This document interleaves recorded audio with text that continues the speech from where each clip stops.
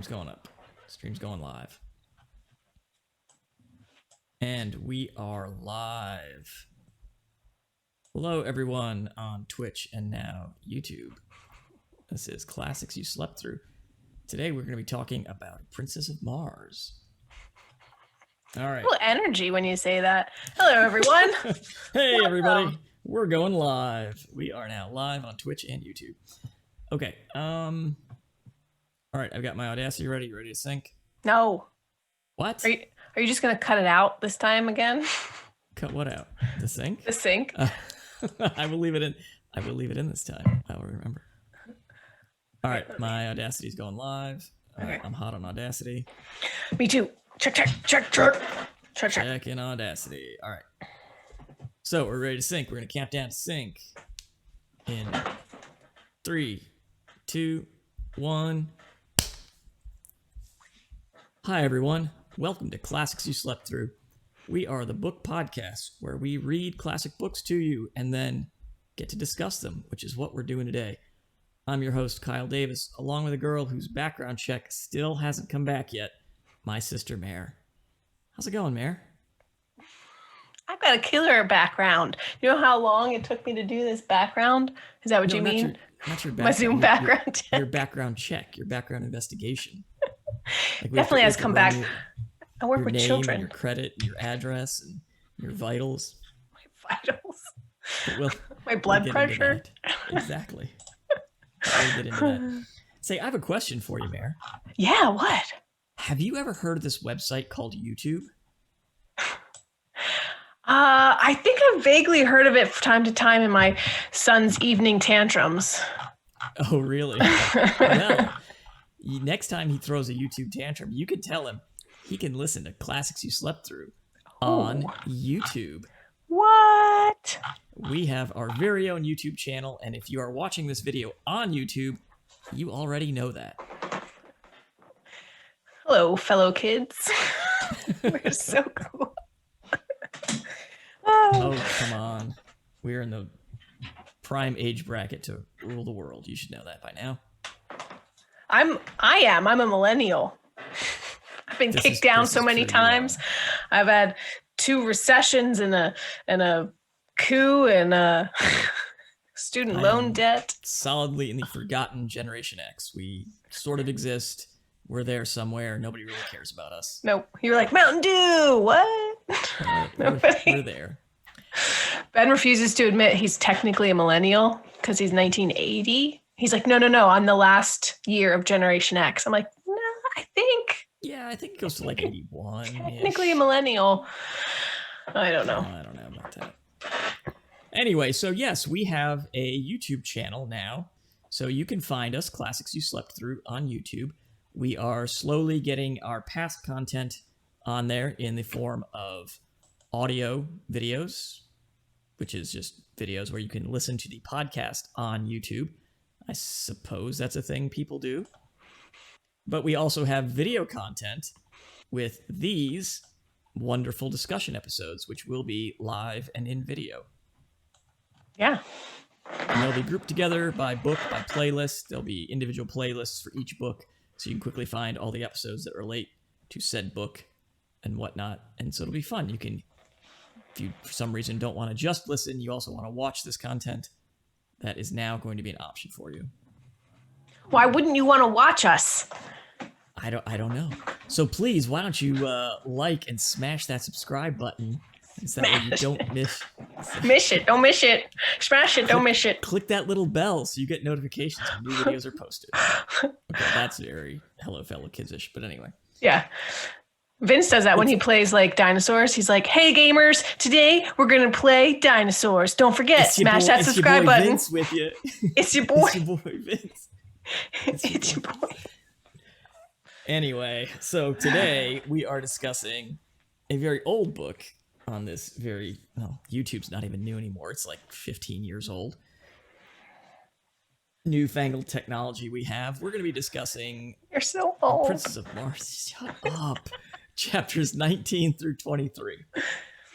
A lot to take in this chapter, and I would like to propose for this episode or this section of the book that we call this casual genocide, because that is, I think, what ties this whole section together. Beginning here in chapter 19. But when you say it like that, it sounds like fun. Like it's like a brunchy kind of thing. Well, you'll see it is very kind of fun, I suppose. And very casual. That's the key. All right. So we're opening up with chapter 19. John is in this cell. We've established he doesn't know if it's weeks or months or years. He gets in this cell and loses all track of time. Doesn't even bother to try. No, not at all. He just throws in the towel right away. Which, maybe that's a good metaphor for the Confederacy. Ooh, did I say that out loud? Okay. Exactly. Although they didn't. Yeah, well, yes. Well, his jailer comes in. He's able to kill him. And, he must be losing his mind because he loses the thread. He was trying to get this key that's around this guy's neck, but he immediately forgets to, and the body gets dragged away. And, interestingly, John, who has forgotten all sense of space or time, immediately pivots to say, 2 days later, a new jailer came in. So, the guy who has no idea how long, suddenly he's tracking time again. Good for him. Exactly. He regained his friend. Aw. Cantos Can arrives. Romance. Bromance. He doesn't arrive. He's a prisoner in there. Well, yes, he's shoved into the cell with and I do appreciate this is the second instance of this. John tells him the entire story, filling him in on basically what we've read, but omitting any parts about his love for Deja Thoris. So, minus all that. So I don't know. I know how long it's taken us to read this book. So is John just basically reading this book to Cantos Can? He's like, hey, I have a journal. Do you want me to read to you from my journal? Cantos Can is like, oh God, this guy. That page. Wait, let me skip this. Wait, what was on that page? What? Nothing. Why do you have hearts all over that page? So he omitted only any reference, to my love. So he's talked about Deja, but just not the feelings. Because Cantos Can retorts with his own story, telling how when he was part of the expedition that Deja Thoris, so he was with Deja on the original expedition that the Tharks attacked. And he tells us that his ship barely limped home. Mm-hmm. Just side note, took him 30 days. I think he probably could have got home faster by walking. As quickly as we see John and company get to these various cities. But anyway, it took him 30 days to limp home in his ship. And he brings back word that Deja's gone, so instantly Helium sends out 700 ships, 7 fleets of 100 warships, and then 2,000 smaller ships. So they go out in force looking for Deja Thoris. And here's our first casual genocide. They just wipe out 2 green Martian communities completely in this search. It's not the Tharks, so they just wipe out 2 random Tharkian tribes that have nothing to do with Deja Thoris. The green Martians are really, they're the most fierce, and they're like the worst, next to the white apes, which we haven't heard much about the white apes lately. No, we had that one scene in the very beginning. And they were very scary, and they almost killed Carter and Woola and Sola, right? Way back in the beginning. And then she swept in and saved them, I think, didn't she? Or was that I don't remember now. But they're gone, basically. I haven't. But now the green Martians are the scariest. Well, he intimated that these white apes were just populating the cities, these dead cities that the green Martians squat in. So if you left, I guess they form an internal perimeter, and if you leave the couple of buildings that they've occupied, then these white apes will get you. So it's like West Side Story on Mars or something? There's like these gangs. I don't know. I think Burroughs writes and then quickly forgets what he wrote, but that could be me. Because it doesn't matter. All you have to do is like be a super muscular, handsome man where everything works out, and then take ownership of a naked princess, and you have your bestseller. Ding, ding. Exactly. which not naked at all in the original illustrations. I mean, they are quite clearly clothed fairly well. But, well, you know. They couldn't. Right. Otherwise. Yes. I know. It was 1917. So then we get to this arena. We get to the great games that are being held. And basically it's gladiatorial combat until one is left and that person wins their freedom. And I found this, interesting, baffling, however you want to say it. Because immediately, this is another one of those instances where Burroughs writes something and then, I guess, immediately throws it out the window or forgets what he wrote 3 sentences earlier. Because he begins describing this tournament as, 12 green Martian women are shoved in, and then this pack of wild callets is released upon them. And, John says at the end of it, there were 3 callets alive. So the women, they did a great job. They had a good accounting for themselves. Well, then those 3 callets that were left, then they release a mad Zitidar amongst them. And so it seems that Burroughs is describing this sort of rolling, whoever is left, well, then we just send out the next crew, and if you survive that battle, then the next one. You know what I'm saying? Mm-hmm. Like it's sort of a rolling tournament. Well, then immediately he tosses that out of the window, and I guess we have some sort of bracket format with seeding, because now it's Cantos Can and John Carter are both sort of fighting in their own brackets down to the semifinals, because they haven't fought each other, but they've each fought all day individually. And then suddenly we've got John, Cantos, and this other green dude that Cantos has to fight in order to get to the championship with John. So I don't know what Burroughs is doing. This goes on for days on days. It's like 10 days or more.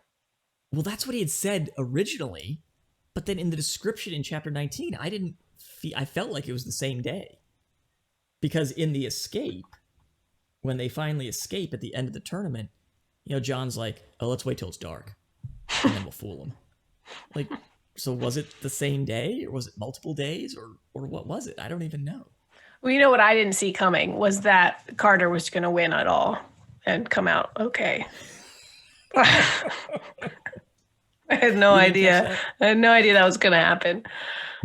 I did love that he won by like 5-year-old subterfuge. Just stick the sword in between my arm and my side, and they'll think you stabbed me. There'll be no blood because it's dark. So I guess these guys are in like Wrigley Field in the 60s. Like there's no field lights. They don't mention how they have light. Do we know how they have lights? Do they have electricity? Do they have fire? I don't remember. I don't think they've really said.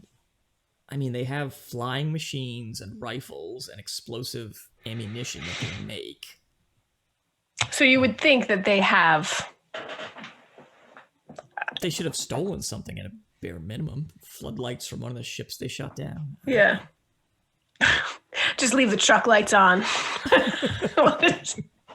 Use the truck lights. Exactly. Or there should be some sort of bioluminescent animal that you think would they... like Woola can like beam lights out of, or the thoats are like bioluminescent. That would be cool, actually. That actually would. So anyway, so John and Cantos, they escape, and they had no great trouble. No, not at all. Little trouble. Mean, John said within his first battle or two, the crowds were howling for him to be made a member of the Warhoons. They loved his performance so much because he's just that good. It's not enough for him to just like win or be defeated. He has to be won, or he has to win and then be beloved by all, that they bring him into their community, their culture. He gets their names. They give him their stuff. And he's like, oh, I just got all this. He's amazing. He's John Carter. He's incredible. I don't understand why this guy doesn't, once he's released into the arena, why he doesn't just leap away immediately. This guy he's Superman. I mean, he can leap tall buildings in a single bound, right? Because the action is the juice. He wants to fight. He wants to kill everything. he really is Superman, technically, because in 38, when Superman was created, he didn't fly. He just leapt. Yeah. That's why it's... Oh, that's why he can leap over a bit. Yeah, okay. He can leap. Superman originally did not fly. And then he got power creep over the years to where he can basically do anything. But someone was like, why can't he just fly? Yeah, originally he was just a strong dude who could jump. He was John Carter. He was John Carter. Huh. Well, that takes us into chapter 20, and which, if you see the picture, if you're watching this on YouTube, you see our cover photo for this episode. Well, I guess, no, you're actually watching the video. If you see the cover photo for this episode, it's John talking to the old man in the atmosphere factory. He comes upon this gigantic building and has to figure a way to get in. Eventually he figures out there's a little speaker box. He says, hey, can I come in? I'm kind of hungry. I've been walking around for a couple of days. Medium Coke, 10-piece nugget.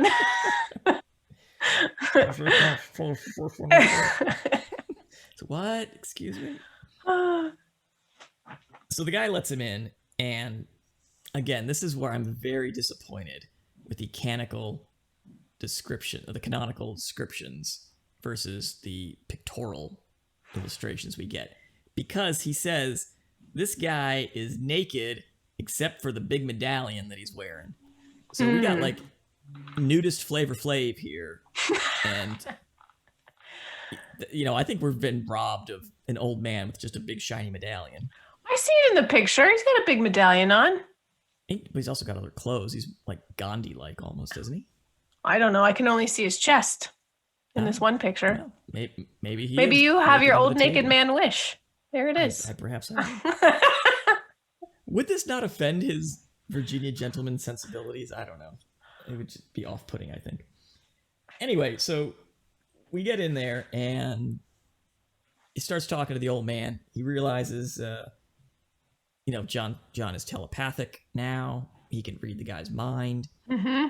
Figures out that the doors are opened by, special little code or sounds. Martian sounds. And of course, John immediately memorizes them and can reproduce them to open the doors. So, yeah, even though he said it was just a flash in the guy's mind, like... Oh. Right. John's like, oh, I got it. It's stored in there. I can replay that when I need. And then we get casual genocide number 2 for this episode. John realizes, this atmosphere factory controls all life. I would love to turn this thing off and kill all of Mars, if not for my love for Deja Thoris. Literally, not Sola, Woola, the Thotes he... Innocent children. He's like, nah. Innocent eggs that are growing. I mean, he's been there for over a month. He's developed no compassion for these people. He's just like, screw it. I'd turn this factory off and kill them all. Suffocate this planet. And he literally would die too. He would. Because he doesn't know how to get back home. Nope. Maybe he's just done with this place. But yeah, he's seen nothing that he likes on Mars, and he's just like, I'm going to straight up murder these people by suffocation if I could. But nope, I love Deja. I'm not going to take the atmosphere from this planet. So he doesn't. He doesn't kill him. And then, can we talk a little bit about this whole setup that the Martians have created here to have atmosphere? Yes. This is a classic single point of failure system here. So they've got this gigantic atmosphere factory, which John describes as a 4 square mile facility. So it's massive, right? And it's got these pumps. Now there's some redundancy because they said there's like 4 main pumps, and they only run one a day, and they rotate them. Which that's good. Okay, you're keeping them all mechanically sound and making sure you have backups. But there's one dude in there, and he spends a year. And then he swaps off for a year. Well, he's been for 800 years. He had watched these pumps. Yeah. So he pulls his 360 some day shift, and then he swaps off with his replacement, and he says, "That's what we do." And everybody knows about the factory. Martian children are taught how important this factory is. Even the green men respect it because they know it's where the air comes from. but only 2 people on the entire planet ever know how to get in here. Me and my assistant. Like, thank goodness this guy doesn't have a heart attack at some point. Like, you know. Right, they don't die except by combat, or they decide to go down the river Is, and I assume this guy is the same. Right? Okay, true. So they don't actually know how long their own lifespans are, because eventually they get to be an absurd age and then they just walk off. They just walk off to the river. Done. I don't know if it's like stats on this. They don't have like actuarial tables. It's like, most people go off the river Is at 1,422 years. I mean, but this guy at the Atmosphere Factory, he's 2,022 years old. So our lifespans are probably no. Yeah. So I don't know. I just found that fascinating. And the fact that you can just knock on the door and be like, "Yo, I'm hungry," and he's like, "Okay, come on in, man." I mean, John doesn't have a bomb. He doesn't want to kill the Atmosphere guy and destroy. I mean, he could just genocide the planet if he wanted to. Well, the guy does want to kill him. Right. Once he's figured out that John, the guy figures out that John knows, because when John asks, "Well, how do you open the door?" and he's like, "Ooh, I bet you're reading my mind. I just revealed something." You know? He got like real suspicious, and because he couldn't read John's mind because he wasn't from Barsoom, but John could read his mind. But the old man could see into his body. Like, he's like, "I knew you weren't from here because your organs are like in weird spots." What? You can see through me? Yeah, I could see through you. When did that ever come up? It's the first time we learned they have X-ray vision. Do they all have X-ray vision, or is this like a side effect from working in the atmosphere plant his whole life? I don't know. It's very strange. I think it could be exposure to the rays. The rays. The rays. Can we talk about the rays? I don't understand the rays. To separate one ray from another ray, and yes, I was hoping you wouldn't understand this. Oh, thanks. I did a little bit of research into this because ERB just kind of drops this in. ERB. Edgar Rice Burroughs. I know. He just drops this in kind of casually, like, Martian aircraft, they've discovered the 8th ray, and that's how they store it up, and that's how they fly. And then the 9th ray, they use it for atmosphere production or something. I mean, Right. And so the guy's medallion, his only article of clothing, like depicts these 9 rays or whatever. Right. So we, as the reader, the assumption here is that we know exactly what this guy's talking about. Well, I don't know. I didn't, but I've educated myself here. So this is a concept from like the 6th century, basically, and it's been used in. There's like strains of Catholicism. It's used in New Age. It's used in like Eastern mysticism religions, but it's basically this concept of light being broken down into 7 rays, and each ray represents something different. Okay. Like one is like the ray of power, and then there's the ray of wisdom, and the ray of, whatever else. And each ray then has a crystal or a color or a feeling associated with it, and et cetera, et cetera, et cetera. And you can tap, I guess if you're a New Age mystic, you can tap into these different crystals and pull the power of the light rays and whatever else. Well, the Martians, they've discovered there's actually 9 rays. There's 8 and 9. One is like propulsion and one's atmosphere production. Not as exciting as wisdom and strength and love, but propulsion. Sure, that's a ray. It's very beneficial. And apparently you can store them as well. You can store light. I mean, I guess we kind of do that with photoelectric cells, but it's not quite the same thing. We're converting light into electricity anyway. I mean, it's not believable, unbelievable, or far-fetched as a ray of wisdom from the sun. But to think about the fact that, like, if I try to explain to a 4-year-old that light is actually made up of a certain number of colors, and you can see it when the light comes through water, is like, sure. Yep, True, light's true. made up of colors. Totally makes sense. And each color has a power, apparently. Earth, fire, water, wind, heart. Heart. Go planet. All right. So, that reminds me. Was Captain Planet blue? Oh, sorry. It's bluish green. Bluish green. Maybe he's a Martian. How do you, since I was wondering, since John Carter's out on Mars and whatnot, how do you throw a party in space? I don't know, Kyle. How do you throw a party in space? You plan it. Ah! All right, so John... We're just going to walk away from that like that was a normal thing to say. That's a mic drop. That's a straight mic drop one. Planet. So John figures out this guy wants to kill him. He's able to sneak around. I love the very Scooby-Doo. He's sneaking through the hallway, hears the guy coming, ducks into the shadows. With Woola, who we've been told is like 10 feet tall. Somehow Woola is ducked into the hallway. This guy doesn't... I guess Woola doesn't smell, doesn't shed, doesn't pant. The guy doesn't snort, doesn't anything. No.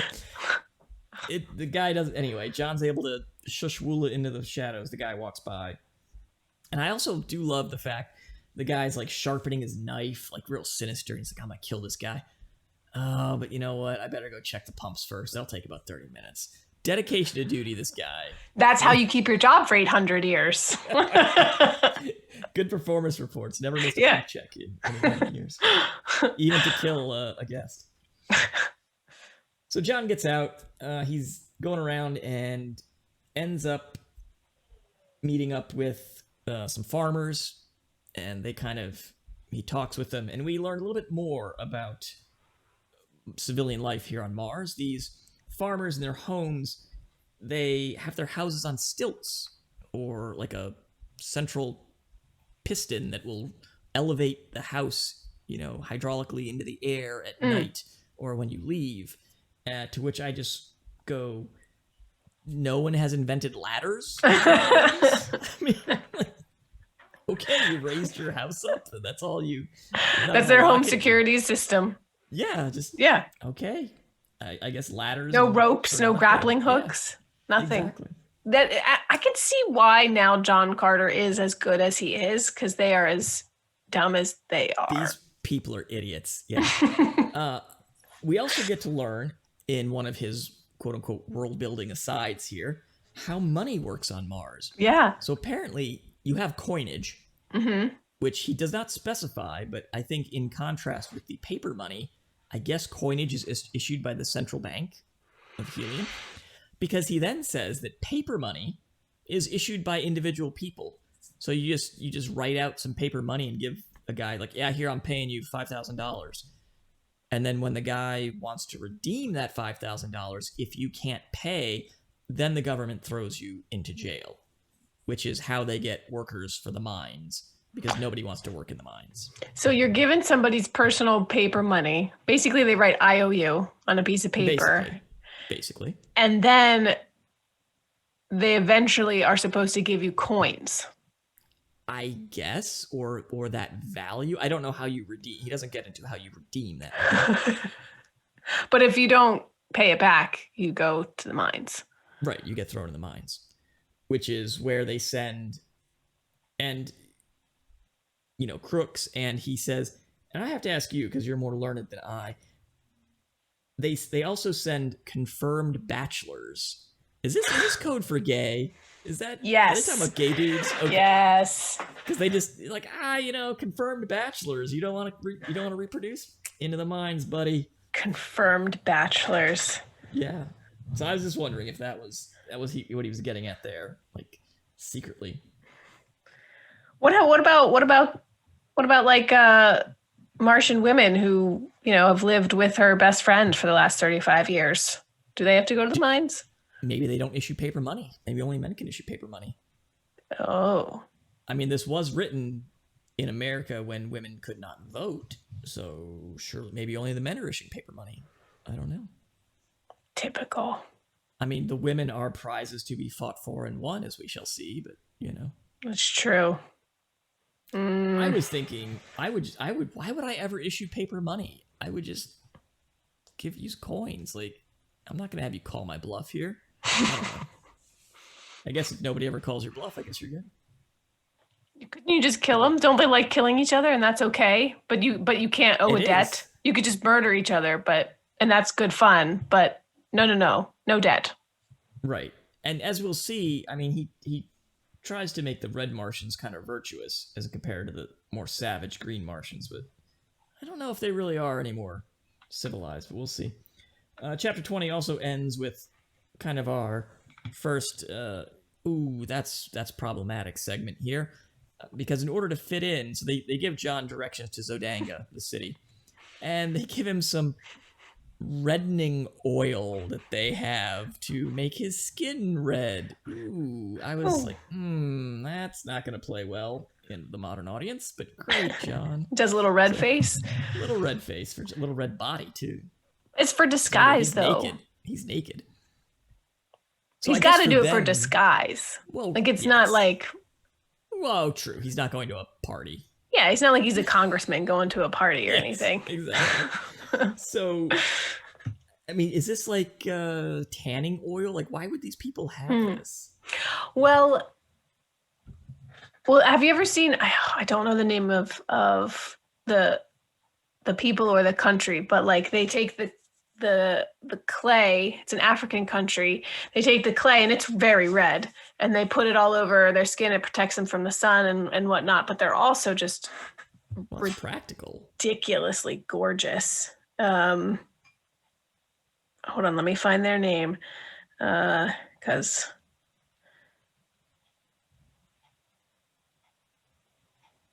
the Himba people. Okay. And not heard of that.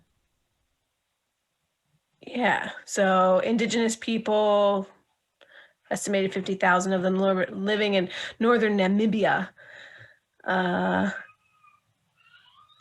some other places too. But yeah, they take like the clay. Or it's Otjize. Otiza is a paste of butter, fat, and red ochre. Oh. And I put it in their hair and all over their skin, and and all of their women are like insanely photogenic and gorgeous. So they take care of their skin; it's not sun damaged. Yeah, exactly. And they put it in their hair, and it's like, yeah. I mean, I guess this is what I'm kind of picturing now. What Deja Thoris might look like. Perhaps. Yeah. Although she's been out in the sun, as we see. Yeah, okay. Yeah. I guess it works. Yeah. I mean, I did that once. I went to a mud festival in Korea and smeared the mud all over myself. Didn't you guys do that in Israel too? Or Susan did the mud? Yeah, you do it at the Dead Sea. Yeah. You can get the Dead Sea mud and smear it on yourself. It's supposed to be that enjoyable? It exfoliates. I mean, it's scratch. That mud's full of, 30% salt, so it exfoliates you. But I went to this mud festival in Korea, and we put this mud all over ourselves. We're like, oh yeah. Turns out it did not protect us from the sun. We were quite sunburned the next day. Really, it was painful for a few days, but anyway. So you just assumed this mud was going to protect you, and it didn't. I mean, I did. I thought it did. Yeah, but it did not. Well, Predator didn't find you, so. Well, this is true. There you go. You have no idea how protected you actually were. Yeah, maybe. So that takes us to 21, and this is where he meets some more farmers. They talk kind of politics. He finds out that Deja Thoris, to his knowledge, of course, probably isn't, as we will see. But anyway, these guys tell him, oh, Deja Thoris, yeah, she's dead. Definitely dead. And he's kind of disheartened. And he says, if you go to Zodanga, don't tell him anything about helium. There, it's a lot of bad blood there. But the one guy had been, it's like, oh, I was in helium once. Oh, beautiful women there, beautiful women. Oh, Deja Thoris, the most beautiful of them. They all love Deja Thoris, their princess. And You know, even their enemies wax poetical about this Deja Thoris. She's the best. It's a really common plot device for Burroughs just to be like, and they thought he was dead, and they thought she was dead, and they're not. Right. It's like, this is like the third or fourth time it's happened. I mean, if you're reading this book, like, are you faked out? Like, if you are reading this in 1912 or when this is coming out, are you faked out? Do you think, oh no, Deja's dead? Do you really think so? Or yes. I mean, nowadays we're just like, they're not dead.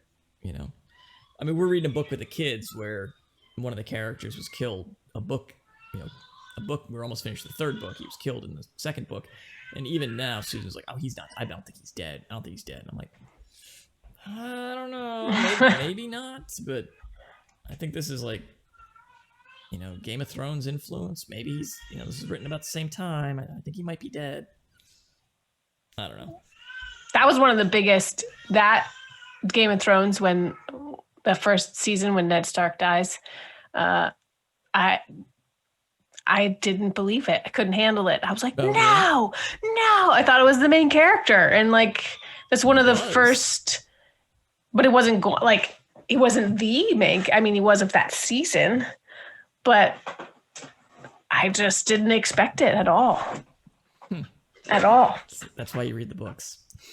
No, I'm sorry. I'm not a fan of I tried, and I don't find George R. Martin to be a very good writer. Well, no, it drags a little.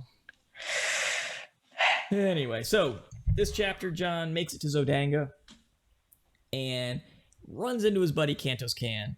And here's where we find, he just says, hey, he's on the streets like, hey, Cantos Can, how you doing?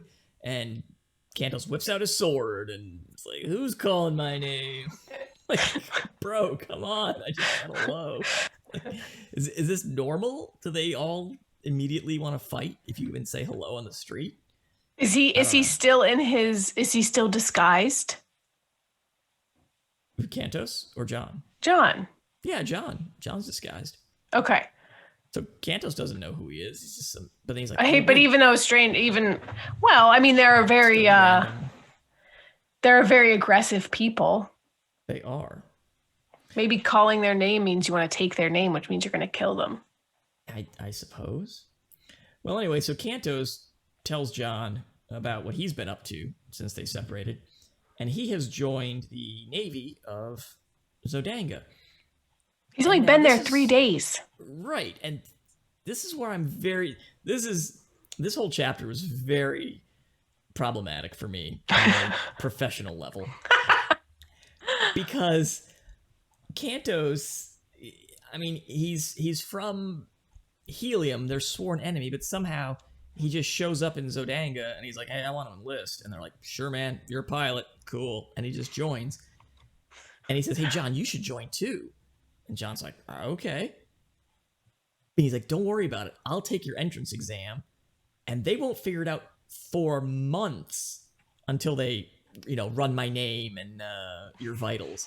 Like, wait a minute. What do you mean? They don't check your ID when you come into the test center? The proctor's not like... And Cantos Can's only been there 3 days. Like, he's not going to go into the test center and he's like, hey, dude, didn't you just show up? Like, didn't you just join 3 days ago? Oh, I'm told somebody totally different. I'm John Carter. I mean... So they have, like, zero record keeping here in Zodanga. And it'll just get worse, by the way. Anyway. So John is accepted. He joins the Air Scouts. And on his very first mission, he's out on a patrol or whatever. And I also do appreciate that John's just like, oh, okay, yeah, I'll just join the army. Sure, whatever. Just get a job. Like, he just completely forgets about whatever he was. I don't even know what was he going to look for Deja? But now he's just like, oh, yeah, I got a job now. And there's no greater plan. He's not like, I'll join and then I'll be able to do these things.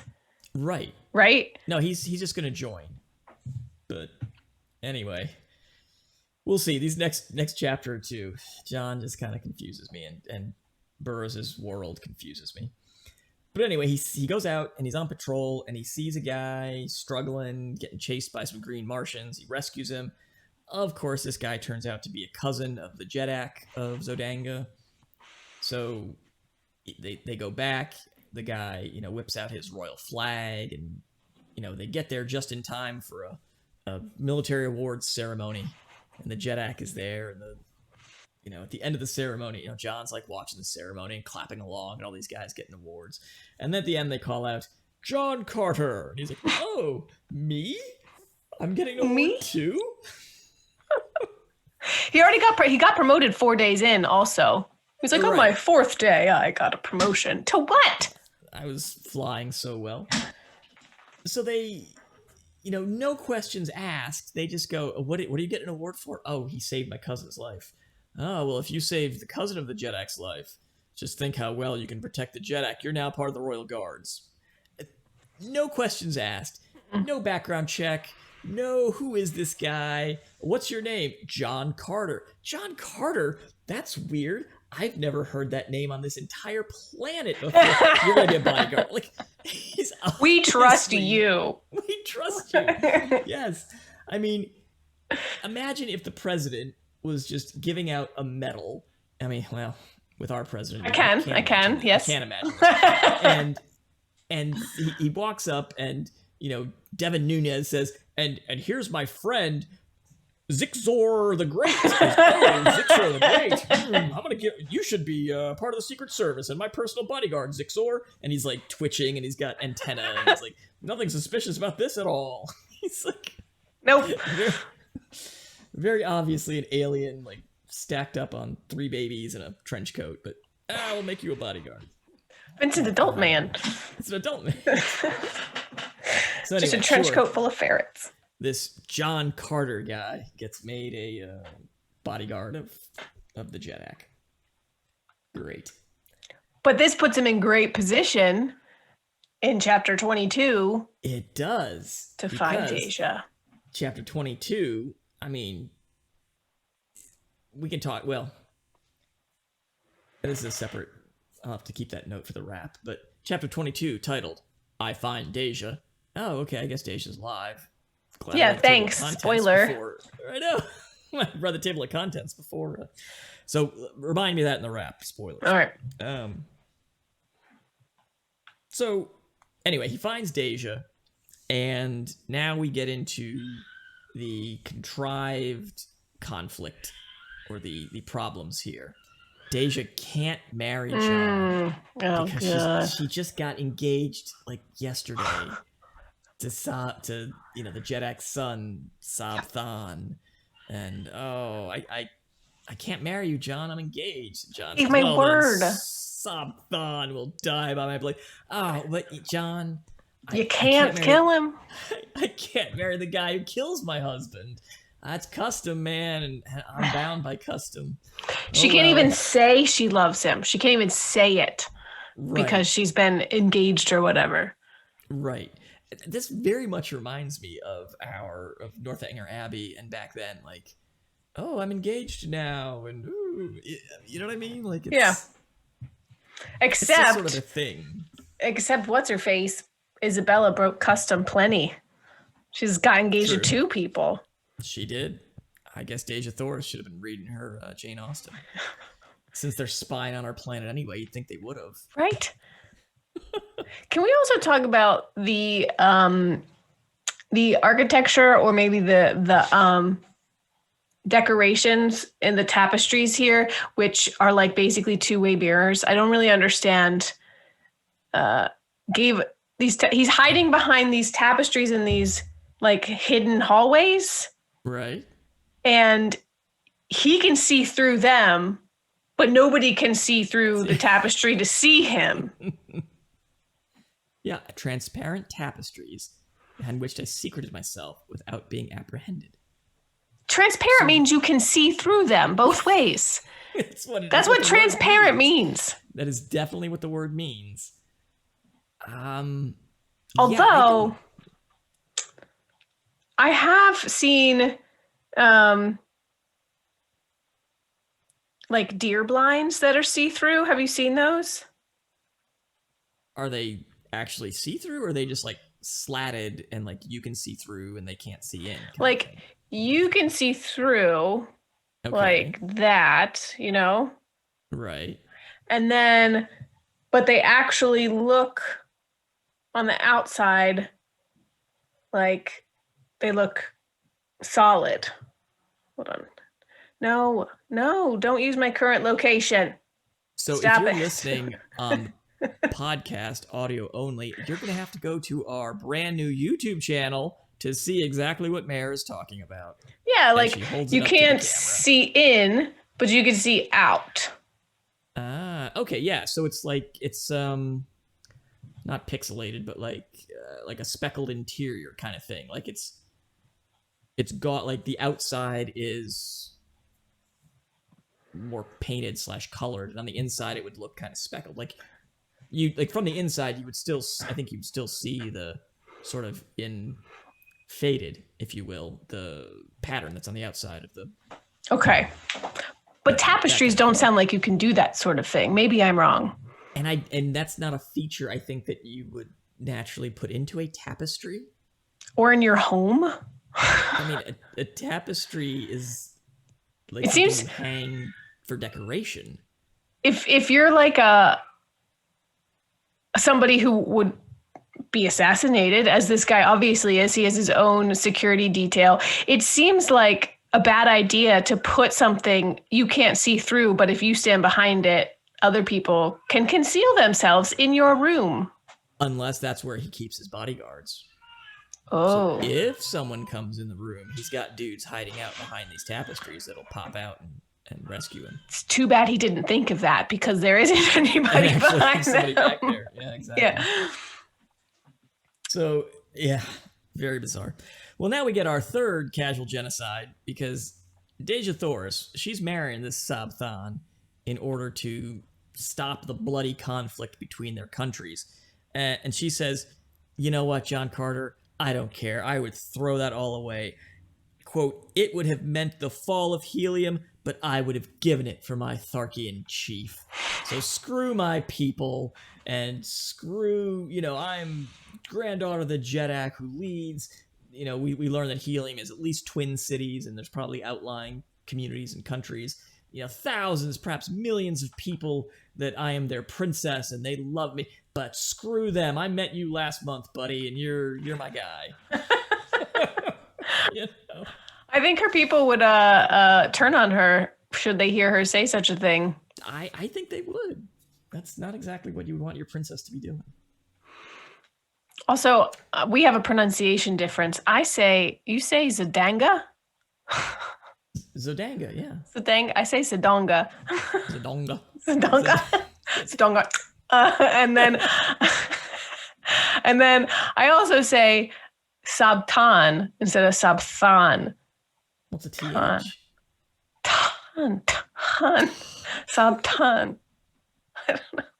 It sounded more commanding, Sabtan, than Sabthan.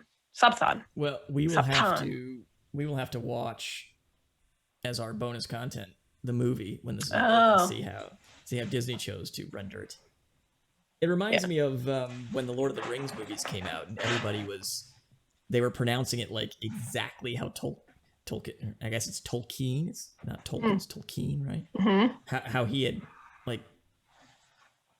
said pronunciated it or annotated it in the books. Pronunciated? Pronounced? Pronounced. Well, no, because he's not saying it's a book, so he's writing how like the phonemes. Phonemes phonetically, whatever. Of how, it's not Sauron, it's Sauron.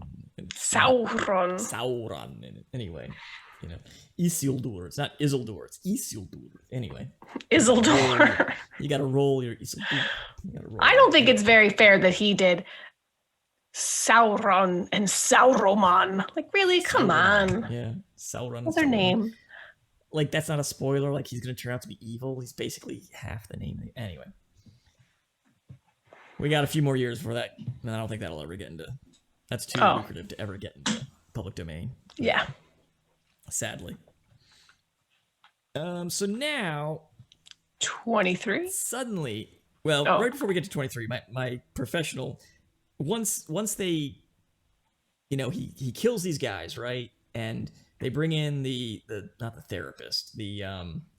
this psychologist or the psychic. Yeah, he can read the dead man's mind. And he realizes, this guy John Carter did it, and they're like, oh, John Carter, that guy we just hired, And you know what? What kind of name is John Carter anyway? I've never heard that name on board. Like, now they think it's weird. Like, they never.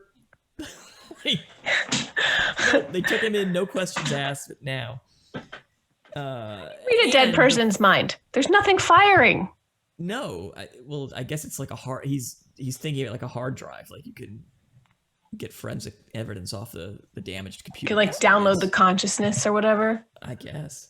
Like Black Mirror style. Which, of course, you haven't watched. No. Sorry. I don't have Netflix. So then, so John, in this, as he's going to and he meets up with Deja, and he's like trying to escape or whatever. Once he figures out, he's kind of made, he says, I can't I couldn't get back to where I was, my original post, without a guide anyway. So they hire this guy, and they put him, like, guard the Jedi. He doesn't even know his way around. And it's like, John is he's stupid when he needs to be. Like, when Burroughs needs John to be, like, the most inept guy, like, he didn't memorize how he got from where he was so he can't. So now he's like, well, I gotta run and kill people. I can't just go back and blend in. But he can memorize a map like that, and he can memorize this guy's 9 coded thing to open the door. But he's like, I don't remember if I turned left or right down the hallway. Ugh. Right. And so, it's like they never did a background check on John Carter, and the fact that he had a weird name. And then they figure out, and didn't that Cantos Can guy bring it? So now they're, Cantos Can is kind of sus, and they're like, let me go check this guy out. And he brought him to us. He might be, but they don't do anything. They're just like, we just need to watch Cantos Can. They don't arrest him. They don't bring him in for questioning. He's not even from Zodanga either. Like, they didn't do a background check on him. They're very trusting. If you could just kill people with no repercussions, I guess you could just let them into your life and into whatever. You'll just kill them. You just kill them. Right.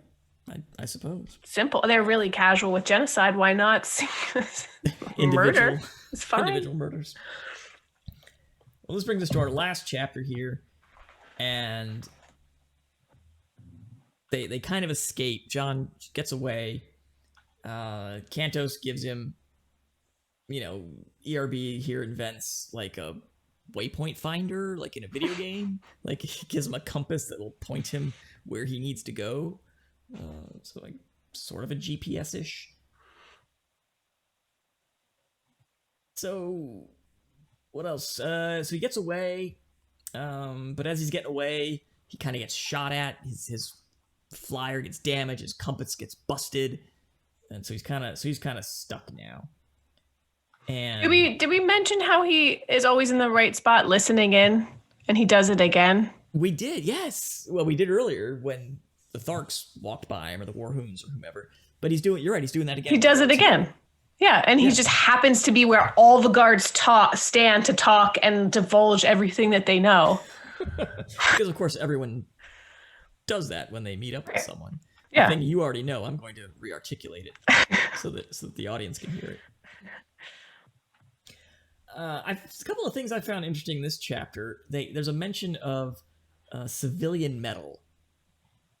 So we have a naked society, but everybody wears some kind of metal adornment. And I'm right.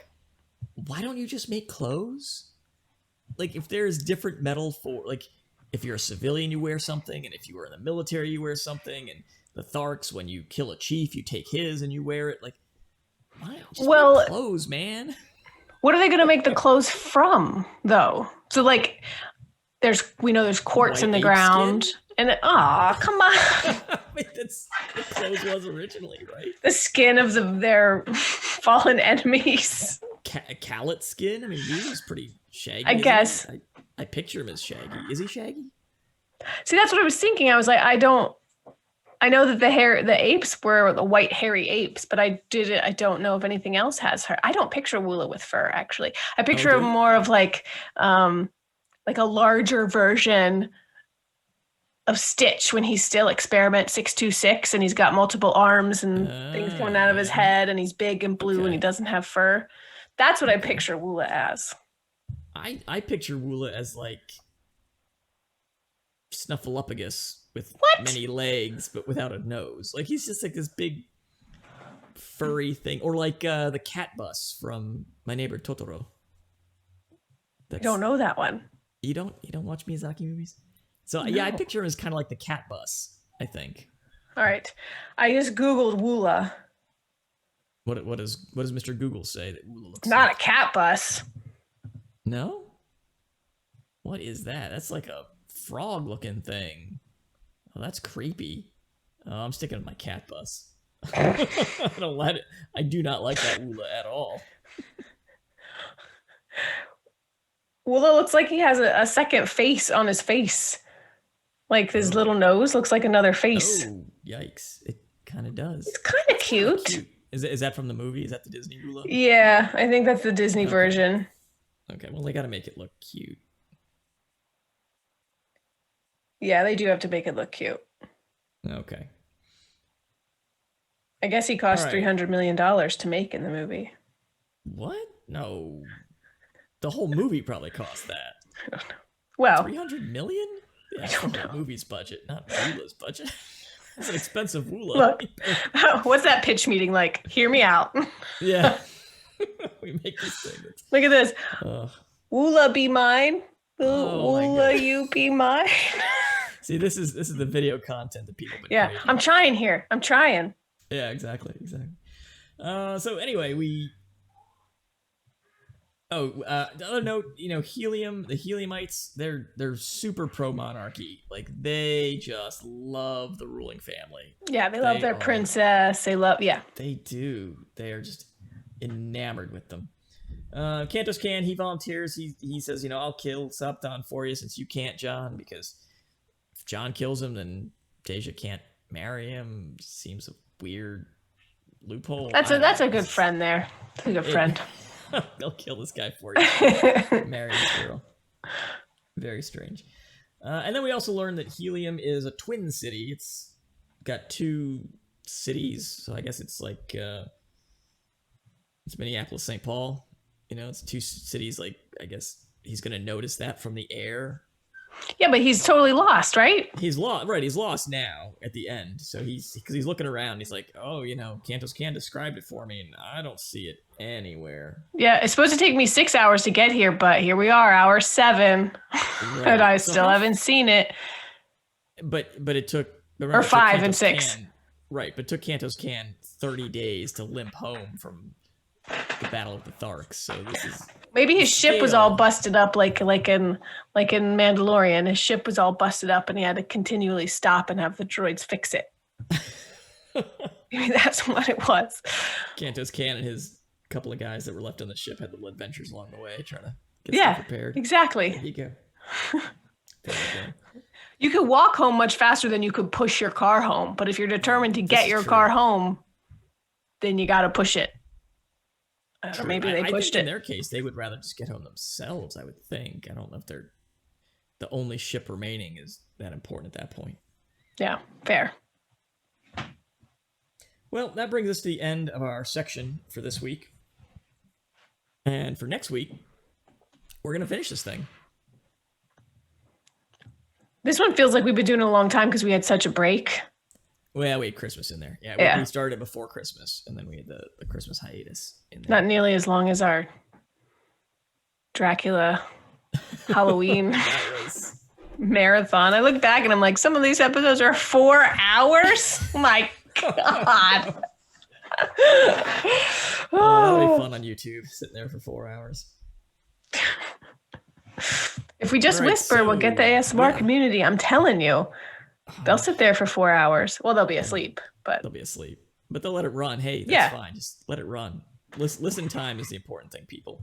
Heck, just put the pod on repeat. I don't care. On repeat. Just leave it running. I don't care if you're actually listening. Jokes are better the 4th or 5th time, actually. They really are. I really do appreciate everyone who listens. So thank you, because we wouldn't do this if nobody listened. Yeah, thanks, Mom. Thanks, Mallory. We do have a few more listeners than that. That's true. But if you are a listener and you want to connect with us, which we highly suggest you do, you can find us on socials. We are all over at CYST Pod on Twitter, the Facebook, Instagram, Twitch. We are streaming live on Twitch and now YouTube as well. So if you've missed an episode, you want to go back. If you missed the Twitch live streams and you want to watch the video content, it'll be on the YouTube channel. So please head over there, check it out. As we said earlier, like and subscribe. That helps people find the show. That helps remind you when we have new content up, when you turn on your little YouTube notifications there. And you can also email us. Our email is cystpod@gmail.com. Still have not had any 25s email us, so I don't know think if you're that right. means that people under 25 years old don't use email, or they just don't listen to this podcast. Could be one or the other. Could be No, both. I think you're right. I think this proves it unequivocally. People under 25 don't use email. They don't use email. So, anyway, any other thoughts on this section before we wrap up for this week? No more thoughts. I'm excited to see the end. I'm excited to read the end. Do you think John Carter's going to win Dejathoris? Yeah, of course. He's going to win Dejathoris. He's going to punch someone in the face till they die. And then he's going to like scoop her up with one arm and jog into the sunset or something. I don't know. So, as we've mentioned, I know what happens at the end of the book. And I'm going to be curious to see your reaction to the end of the book. All right, fair enough. All right. Ready for it. Until next week, when we will finish off John Carter, A Princess of Mars by Edgar Rice Burroughs. Until next week, this has been Classics You Slept Through. I didn't think of one for this week either, so...